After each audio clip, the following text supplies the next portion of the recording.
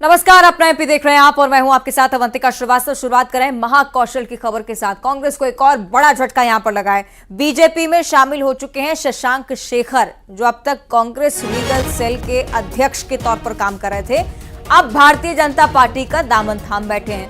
कांग्रेस सांसद विवेक तनखा के करीबी माने जाते हैं शशांक शेखर। विवेक तनखा के भी बीजेपी में शामिल होने की चर्चाएं चल रही हैं। ये एक और बड़ा नाम हो सकता है। तरुण भनोट, संजय यादव भी कांग्रेस छोड़ सकते हैं। ये दो और प्रमुख नेता। लगातार इस प्रकार की चर्चाएं चल रही हैं कि कई ऐसे बड़े चेहरे हैं कांग्रेस पार्टी के जो बीजेपी का दामन थामने की तैयारी में है। कमलनाथ सरकार में महाधिवक्ता रईस शशांक शेखर बीजेपी में शामिल हो गए। एक और बड़ा झटका महाकौशल के लिहाज से। सहयोगी प्रशांत कटारे हमारे साथ भोपाल से लाइव जुड़ रहे हैं। प्रशांत, एक बड़ी समस्या कांग्रेस के लिए कि सत्ता में वापसी तो चलिए दूर की बात है, लेकिन अपना संगठन नहीं बचा पा रहे हैं।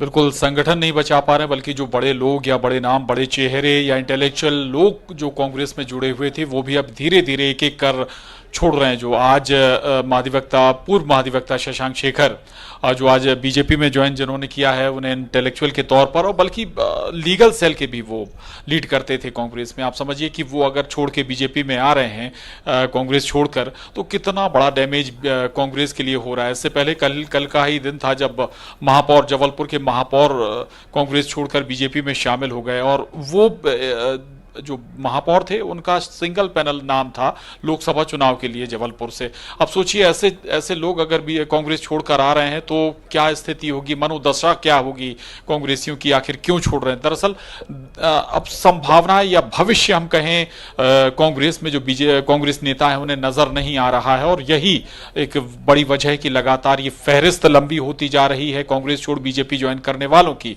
इसमें कई नाम जिनका जिक्र भी आप कर रहे थे, हो सकता है कि अगले कुछ नाम वो नजर आए। महाकौशल से तरुण भनोट का जिक्र आप कर रहे थे, कुछ और नाम भी, और केवल महाकौशल नहीं, अभी आपको अलग अलग अंचलों से हो सकता है कि ऐसी तस्वीर नजर आए। नए जो न्यू ज्वाइनिंग कमेटी के चेयरमैन हैं नरोत्तम मिश्रा, वो लगातार एक्टिव नजर आ रहे हैं, वो लगातार कोशिशें उनकी दिख भी रही हैं। और ये प्रक्रिया, चूंकि दो चीजें एक और समझिएगा अवंतिका, की लोकसभा चुनाव और विधानसभा चुनाव में एक बड़ा फर्क ये नजर आता है। पिछले दो लोकसभा और विधानसभा चुनाव का अगर आकलन करेंगे, विधानसभा चुनाव से ज्यादा सपोर्ट प्रधानमंत्री नरेंद्र मोदी के नाम पर लोकसभा चुनाव में बीजेपी को मिलता है। और ऐसी संभावना और इन तमाम आकलनों के बाद फिर शायद ही कोई जो कांग्रेसी होगा वो ये आशा लगाए कि लोकसभा चुनाव में कुछ बेहतर कांग्रेस कर पाए। एक सीट 2019 में जीती थी, इस बार खतरे में वो सीट भी है। चर्चा तो यहां तक है अवंतिका की कमलनाथ के बेटे नकुलनाथ बीजेपी में आ सकते हैं, लेकिन फिर भी हम तब तक कोई चीज इस हद तक जब चर्चाएं और आशंकाएं पहुंचने लगे प्रशांत, ये स्थिति बहुत ज्यादा बुरी हो सकती है संगठन के लिए। बहुत शुक्रिया आपका फिलहाल ये पूरी जानकारी साझा करने के लिए, विस्तार से समझाने के लिए कि पूरा मामला क्या है। हरदा हादसे को लेकर एक बार फिर से अपडेट आपको दे दे। प्रदर्शन हुआ है विधानसभा के ठीक बाहर। बम की प्रतीकात्मक माला पहनकर विधानसभा पहुंच गए थे कांग्रेस विधायक कार्के दोगने। गांधी प्रतिमा के सामने धरना दिया है। 4 लाख मुआवजे से कुछ नहीं होगा, एसपी कलेक्टर को हटाने से कुछ नहीं होगा, दोषियों पर कड़ी कार्रवाई होनी चाहिए, ये ठोस मांग उनकी तरफ से। विधानसभा में हरदा का मुद्दा एक बार फिर गूंज रहा है। आरके दोगने जी पहुंचे हैं, सुतली बम की सांकेतिक माला पहनकर, वो हमारे साथ, उनसे बात करेंगे। सर, माला पहनकर आज पहुंचे हैं बम की, क्यों ऐसा करना पड़ा? देखिए, आपने देखा है पूरा प्रदेश गया है, आपके मीडिया ने भी कवर किया, 2 दिन से मीडिया भी था वहाँ, किस तरह से वहाँ हरदा में इतना बड़ा घटना हुई है। और घटना होने के बाद सीएम को भी और हमारे पीसीसी के चीफ को भी जाना पड़ा है। ये घटना बड़ा दुर्भाग्य है हरदा में, और ये प्रशासनिक अक्षमता है और संरक्षण में चल रही थी। वहाँ के नेताओं, भाजपा के सत्ताधारी नेताओं के संरक्षण में और प्रशासनिक संरक्षण में चल रही थी, और इसका इसलिए विरोध कर रहा है। और वहाँ के लोग जो मारे गए हैं, जिनके मकान खराब हो गए, जल गए हैं, पूरा नुकसान हो गया है, नुकसान की भरपाई भी प्रॉपर नहीं हो रही है, लोगों के साथ न्याय भी नहीं हो रहा है। कल आपने देखा है सीएम के काफिले को भी लोगों ने रोक दिया था। तो इस तरह से हाहाकार मचा हुआ है। इसके बाद भी जो 4 लाख मुआवजा दिया गया ये भी सफिशिएंट नहीं है। लोगों के जीवन में नहीं होगा, किसी का हाथ चला गया, किसी का पैर चला गया, तो ये चीजें हैं। और किस तरह से चल रही थी, क्यों चल रही थी, उसमें कौन कौन अधिकारी दोषी है, पूरे अधिकारियों को नीचे से लगा के ऊपर तक के सबको ऊपर कार्रवाई होना चाहिए। कलेक्टर एसपी के हटाने से कोई काम नहीं होता है। जी बहुत बहुत धन्यवाद। तो ये आर.के. दोगने जी, जिनका साफ तौर पर ये कहना है कि कलेक्टर एसपी को हटा देने से कुछ नहीं होता है, कार्रवाई पुख्ता होनी चाहिए। कैमरामैन संगर के साथ शैलेंद्र सिंह, न्यूज़ 18 भोपाल। तो आर.के. दोगने की तरफ से जो वार आया वो हमने आपको सुनाया है, लेकिन पलटवार भी सामने आया था बीजेपी के विधायक रामेश्वर शर्मा की तरफ से। उनकी तरफ से कहा गया कि कांग्रेस बम और आतंकवाद की जड़ है, पार्टी वैसे ही बम की माला पहनकर घूमती है। इसके साथ ही ये भी कहा कि कांग्रेस तमाशा ना करे, मानवीय आधार पर सरकार की कार्रवाई में सहयोग करे।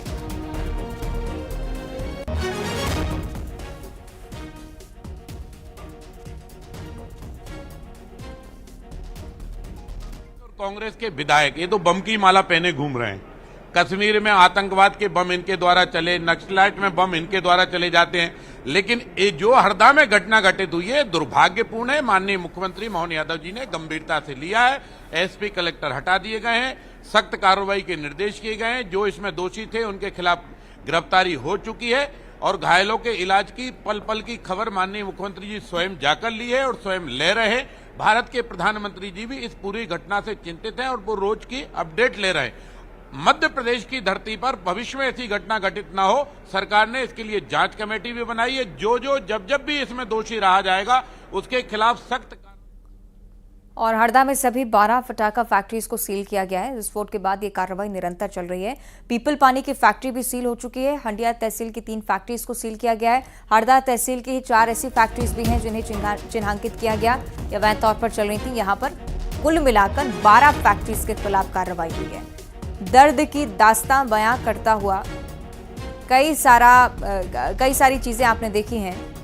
ये पूरा मंजर आपके सामने है, लेकिन दूसरी तरफ कार्रवाई को लेकर भी प्रशासन मुस्तैद है, ये भी बताने का प्रयास। 12 पटाखा फैक्ट्रीज को सील किया गया।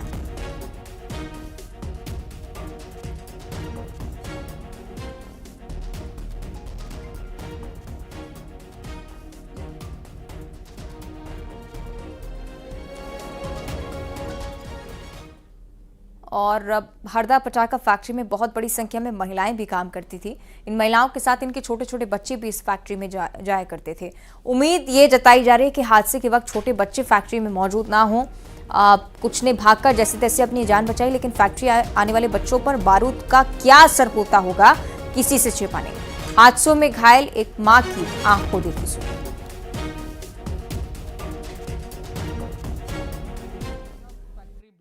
मामले में कई सारे पीड़ित अस्पतालों में भर्ती हैं, अपना इलाज करा रहे हैं। फैक्ट्री में बड़ी संख्या में महिलाएं जो हैं वो भी काम करती थी और आप देख सकते हैं कि महिलाओं को भी बहुत गंभीर चोटें जो आई हैं। साथ ही महिलाएं अपने छोटे बच्चों को भी वहां पर ले जाया करती थी क्योंकि उनकी देखभाल करने वाला घर पर कोई नहीं होता था। तो इन महिलाओं से भी हम बात करते हैं। कितने बजे आप वहाँ पहुँची थी फैक्ट्री में सुबह काम के लिए? 8 बजे। और आप लोग रोजाना जैसे काम कर रहे थे वैसे ही काम चल रहा था? जी। हादसा किस वक्त हुआ? 11 बजे, लगभग 11 बजे। फिर आप लोग कैसे वहाँ से निकलने में? भाग गए सर। हाँ। निकल को बच्चे को लेकर भाग गई मैं निकल। बच्चा ठीक है? हाँ बच्चा तो ठीक है। महिलाओं के साथ उनके बच्चे भी थे वहाँ पे? हाँ थे सर, पर वो क्या है कि उस दिन कम बच्चे थे, इतने ज़्यादा नहीं थे, कम थे और 11 बजे के लगभग ये काम हुआ। अच्छा, तो जो बच्चे महिलाओं के साथ जाते थे तो उनके बच्चों के लिए कहीं खेलने वेलने की कोई जगह वहाँ पे कोई कमरा ऐसा बनाया था? नहीं ऐसा कुछ नहीं था, बस पास में बैठे रहते थे, पास में बैठे रहते थे। तो बच्चों को तो बारूद से नुकसान भी होता होगा फिर? हाँ सर होता है, पर गरीब लोग क्या करें, पेट के लेने जाते थे सर। आप वो महिलाएं हैं जो मेहनत करती थी वहाँ पर और अपने घर परिवार का पालन पोषण करने के लिए वहाँ पे काम करने जाती थी और अपने बच्चों को भी साथ में ले जाती थी। तो ये भी उस पूरे हादसे का शिकार हुई हैं। अब उम्मीद यही करते हैं कि इनके बच्चे और ये सभी लोग पूरी तरह से सुरक्षित रहें और शासन प्रशासन की जो तमाम सारी योजनाएं हैं और जो राहत राशि है, जो मुआवजा है, वो इन्हें समय पर मिले ताकि थोड़ी सी राहत ये भी महसूस करें। वीडियो जर्नलिस्ट दीपक कुमार के साथ न्यूज़ 18 के लिए हरदा से वासु चौरे। तो ये बात स्वाभाविक है कि पीड़ितों को उबरने में भी बहुत लंबा समय लगने वाला है। पीड़ितों ने न्यूज़ 18 से भी बातचीत की, अपना दर्द बयां किया है। कहा है कि जिसे जहां जगह मिली वो वहां से भाग निकला है। फैक्ट्री कर्मचारी ने यह भी बताया कि पहले धमाके के बाद वो पहली मंजिल से कूद गए थे। उनके पैर में बहुत गंभीर चोट आई है। पीड़ितों की कहानी आपको सुनाते हैं इस रिपोर्ट में। फैक्ट्री ब्लास्ट को 2 दिन हो चुके हैं, लेकिन इस हादसे ने जो दर्द दिए हैं, जो जख्म दिए हैं, वो सदियों तक याद रखे जाएंगे, क्योंकि ऐसा हादसा मध्य प्रदेश की धरती पर पहले कभी नहीं हुआ। अब इस हादसे के जिम्मेदार कौन है, हादसा हुआ कैसे, ये तमाम सारे सवालात हैं जिनके जवाब वक्त के साथ मिलते जाएंगे। लेकिन ये वो लोग हैं जो उस समय वहाँ पर मेहनत मजदूरी कर रहे थे अपना पेट पालने के लिए। इनको बिल्कुल नहीं पता था कि वहाँ पर इतना बड़ा हादसा जो है वो हो सकता है। और आप देख सकते हैं कि ये तमाम सारे लोग अब अस्पताल में हैं और अपना इलाज करा रहे हैं, बुरी तरह से घायल हैं। किसी के हाथ पैर टूट चुके हैं, तो किसी का धमाके की आवाज़ से कान तक फट गया है। तो ये लोग वहाँ मौके पर मौजूद थे। इनसे मैं सीधे आपकी बात कराता हूँ और समझने की कोशिश करते हैं कि हादसा कैसे हुआ और कैसे इस भीषण हादसे में अपनी जान बचा पाए। क्या नाम है आपका? सर मेरा नाम संदीप है। संदीप, कैसे पूरा हादसा हुआ था और फिर कैसे वहाँ से निकलने में, भागने में कामयाब हुए आप? सर वहाँ पे एक छोटी ब्लास्टिंग हुई पहले, उसके बाद फटाके फूटने लग गए सर। पूरी पब्लिक ने भगदड़ मचा दिया, कोई किधर से भाग रहा, कोई किधर से भाग रहा। सर मैं एक माले कूद के भागा। तो कहाँ चोट आई आपको? मेरी जो इंगली फूट गई सर, हाँ। और ये कमर पे दीवार गिरी है सर। हाँ। तो जब वहाँ पे हादसा हुआ तो आप लोगों को जानकारी थी वहाँ पे कितना बारूद रखा हुआ है, कितना बम वगैरह कितनी संख्या में है? सर बारूद तो बहुत टनों से रखा है वहाँ। हाँ। रखा हुआ था, फटाके भी बहुत बने हुए थे सर। वहाँ पे 400-500 लोग मजदूर काम करते थे। और धमाके के वक्त मौजूद थे इतने लोग? हाँ, धमाके एक पहली जो छोटी ब्लास्टिंग हुई है, हाँ। उसके बाद फिर पब्लिक ने बाहर भागना स्टार्ट कर दिया सर। हाँ। उसमें जितने भाग पाए उतने भाग लिए सर।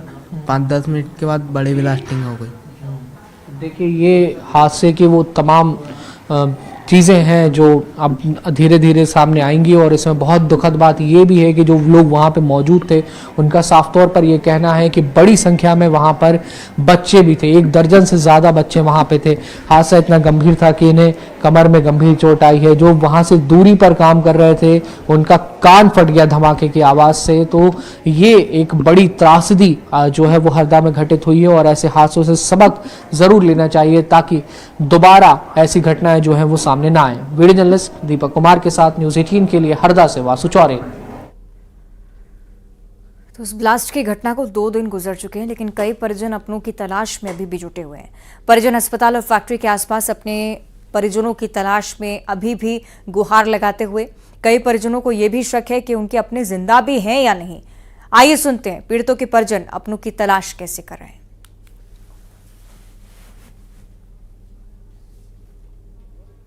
हरदा फैक्ट्री में हुए ब्लास्ट को आज 2 दिन पूरे हो चुके हैं। कई लोगों की इस हादसे में जान गई, कई लोग घायल हैं। लेकिन बड़ी समस्या उन परिजनों के लिए बन गई है जिनके अपने अब तक उन्हें नहीं मिल पा रहे हैं। ये लोग 2-3 दिनों से दर दर भटक रहे हैं, दर दर की ठोकरें खा रहे हैं। और इनको तलाश है कि इनके जो परिजन फैक्ट्री में काम किया करते थे उनके बारे में कोई जानकारी मिल जाए, कुछ पता चल सके उनके बारे में कि वो कहाँ हैं, किस स्थिति में है, किस हालात में है। पुलिस थानों से लेकर जहां पर धमाका हुआ था वहां पे और जिला अस्पताल तक में ये लोग पहुंच चुके हैं कि अगर कोई इलाज के लिए उन्हें यहां पर लाया हो तो उससे शायद उनसे थोड़ी सी जानकारी मिल जाए।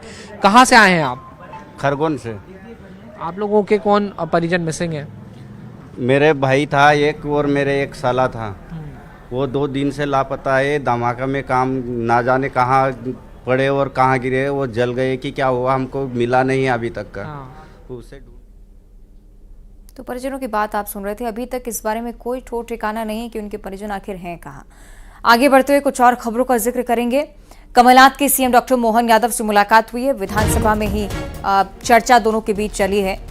मुलाकात के बाद कमलनाथ ने कहा है कि छिंदवाड़ा के विषय में बात करने के लिए आया था। दरअसल कमलनाथ को लेकर कई और खबरें भी चलती आ रही हैं, इसलिए इस खबर को बहुत प्राथमिकता दी गई है कि जब मुख्यमंत्री डॉक्टर मोहन यादव और कमलनाथ की मुलाकात हुई तो आखिर किस विषय को लेकर चर्चा हुई है, इस पर उत्सुकता चूंकि बनी हुई है। कमलनाथ से जब सवाल किया गया कि आप मुख्यमंत्री से बातचीत करने पहुंचे थे, क्या बात हुई, तो उन्होंने कहा है कि छिंदवाड़ा के विषय में ही मैं बात कर रहा था। तो दोनों नेताओं के बीच मुलाकात, हो सकता है कि छिंदवाड़ा के विकास को लेकर जरूर इन्हीं विषयों को लेकर चर्चाएं हुई हों। और विस्तार से हम स्थिति समझ लेते हैं ऐसे कि शैलेंद्र भदौरिया हमारे साथ जुड़ रहे हैं। शैलेंद्र, विधानसभा कार्यवाही के दौरान मुलाकात, कमलनाथ तो कह रहे हैं कि छिंदवाड़ा के विषय पर चर्चाएं हुई हैं, कुछ और भी हो सकता है क्या मसला? बिल्कुल, निश्चित तौर पर जिस तरीके से पूर्व मुख्यमंत्री की वर्तमान मुख्यमंत्री के साथ मुलाकात हुई है, उनके चैम्बर में मिलने के लिए पहुंचे थे और जब वो निकल कर बाहर आए तो मीडिया से चर्चा में उन्होंने साफ तौर पर यह कहा कि छिंदवाड़ा के विकास को लेकर उनकी चर्चा हुई है। छिंदवाड़ा के आगे की वो बात नहीं करते हैं। जिस तरीके से उस इलाके का किस तरीके से विकास किया जा रहा है उसको लेकर मुख्यमंत्री जी से विस्तृत चर्चा हुई है। इसके आगे उन्होंने किसी तरह की बात करने से इनकार किया। हालांकि ये कयास तमाम तरह के लगाए जाते हैं कि लगातार वो जिस तरीके से मेल मुलाकातें कर रहे हैं तो उससे कई तरह के कयास जो है वो सत्ता के गलियारों में जरूर तैरते हैं। इसके साथ ही उन्होंने हरदा मामले पर जरूर कहा कि सरकार जो है वो मौत के आंकड़ों को छुपाने का काम कर रही है। सब जगह गड़बड़ियां हुई हैं, उसे ठीक करने का काम सरकार को करना चाहिए, दोषियों पर कार्रवाई करनी चाहिए। लेकिन ये मुलाकात सदन के चलते सदन के बीच में मुलाकात होना बेहद खास माना जा रहा है। जिस तरीके से लगातार ये देखने में आ रहा है कि कांग्रेस के कई दिग्गज नेता जो है वो कांग्रेस का दामन छोड़ बीजेपी में जा रहे हैं और ऐसे समय में कमलनाथ का वर्तमान मुख्यमंत्री के साथ मुलाकात एक साथ जो तस्वीरों के साथ भी सामने आ सकती हैं। चलिए, बहुत शुक्रिया आपका शैलेंद्र, जानकारी साझा करने के लिए। और यहाँ वक्त एक छोटे से ब्रेक का, फौरन लौटते हैं।